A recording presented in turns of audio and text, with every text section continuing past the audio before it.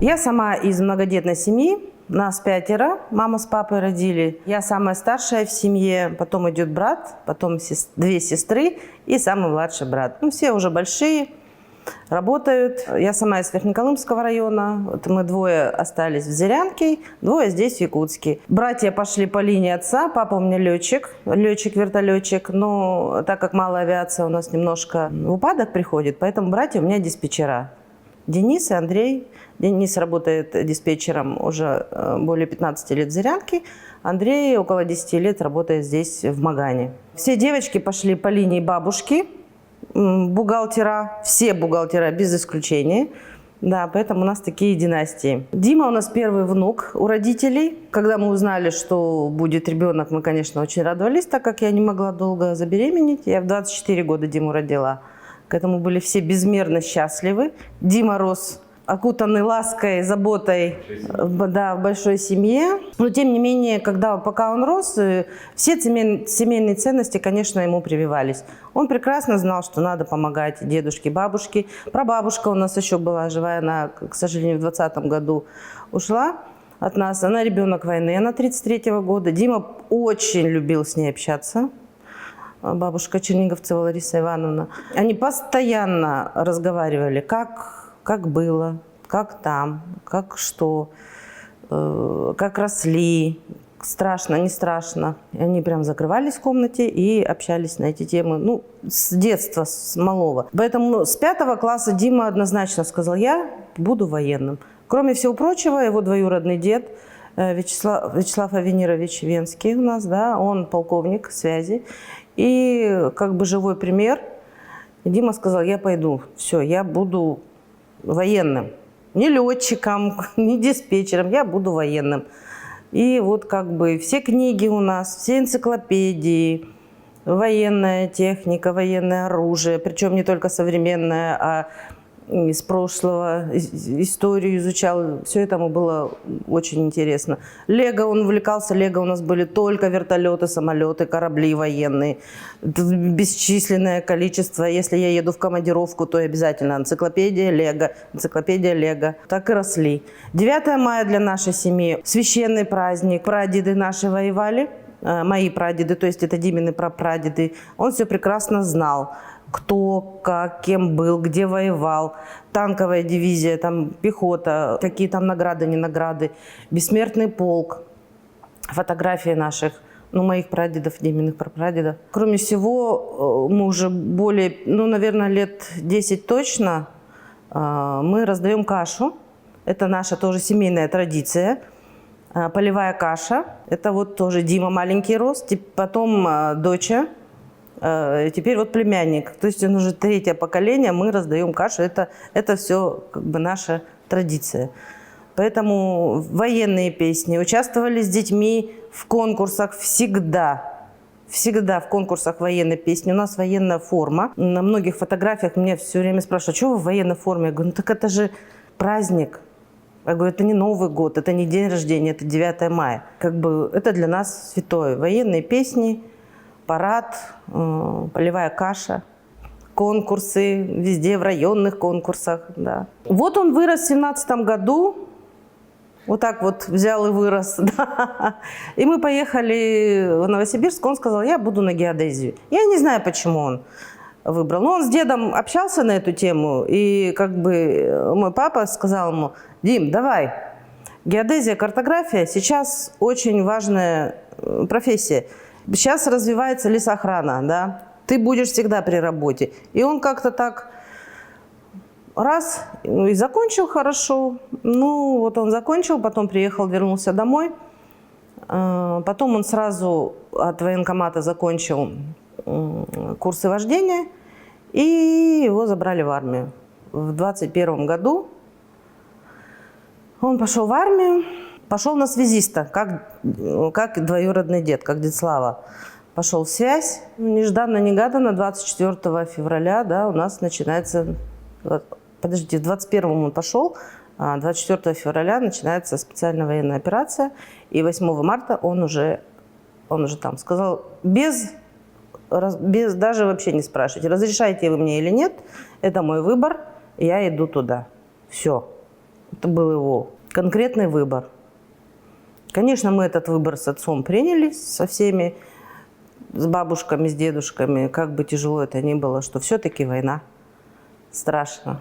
Но Дима, он приспособлен к жизни. На рыбалку, на охоту он всегда... Он не гулял с пацанами. Хотя у него были друзья, он в детстве с пацанами не гулял. Он всегда с дедом или с отцом. Весной весенняя охота, осенью осенняя рыбалка.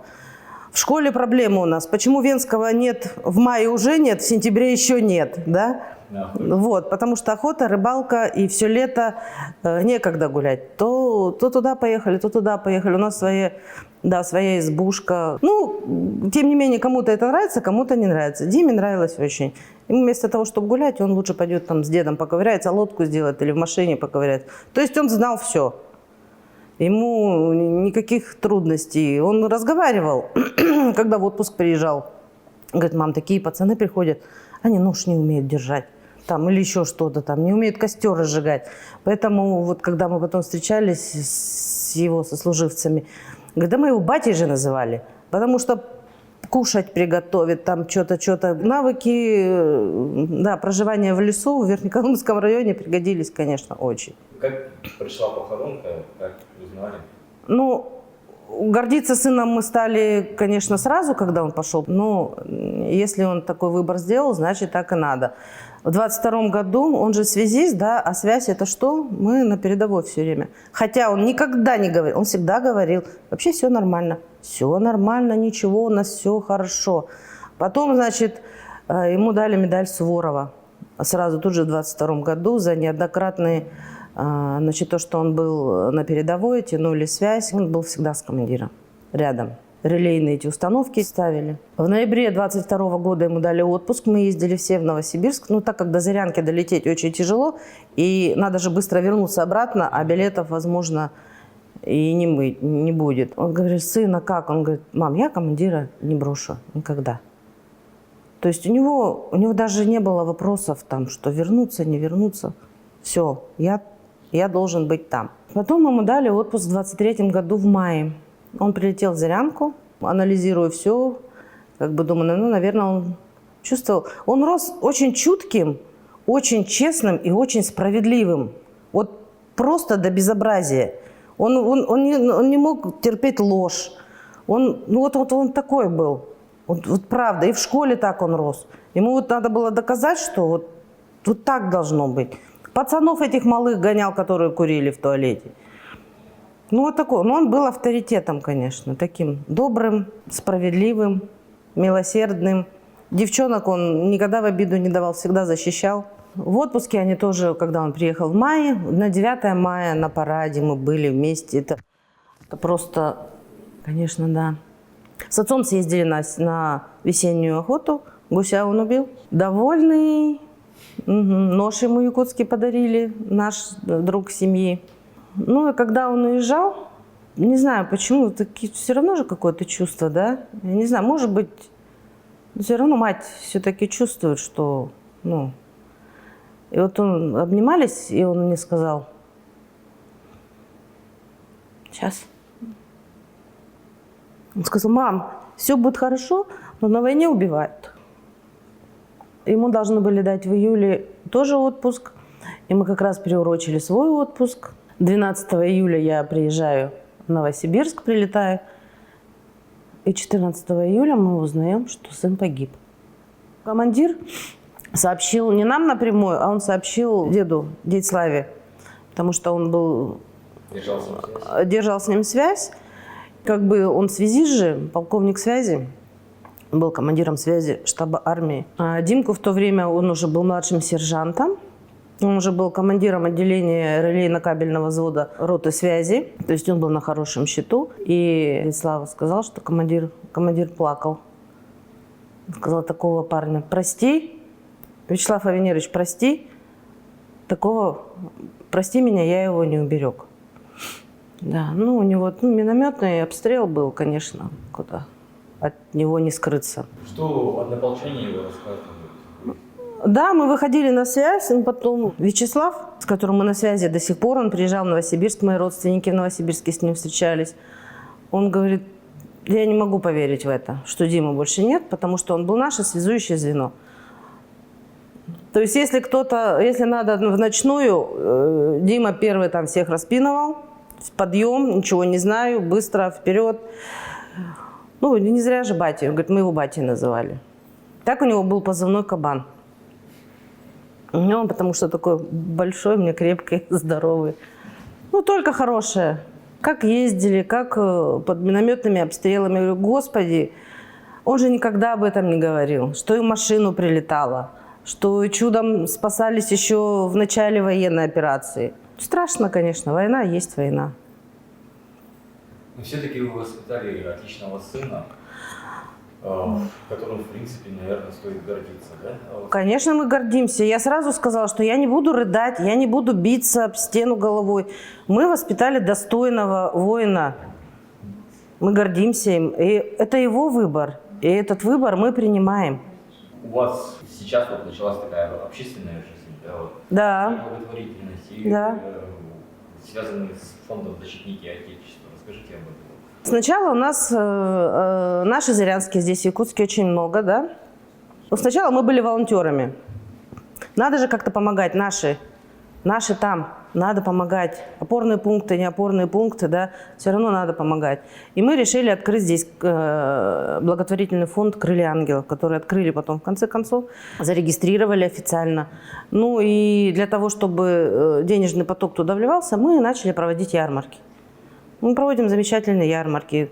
Дети, самое для меня важное, да, что маленькие дети, они знают, для чего мы это делаем, для чего мы собираем деньги, кому они пойдут. Ну, у многих, у нас в Зырянке уже более 50 человек ушло. У нас уже несколько погибших. У нас в июле погибло 3 сразу, один за одним. 7-го, 8-го и Дима 13-го. 3 сразу. Вот это для меня важно, чтобы дети знали. Отец Димы у нас помощник социального координатора в фонде «Защитники Отечества». Да.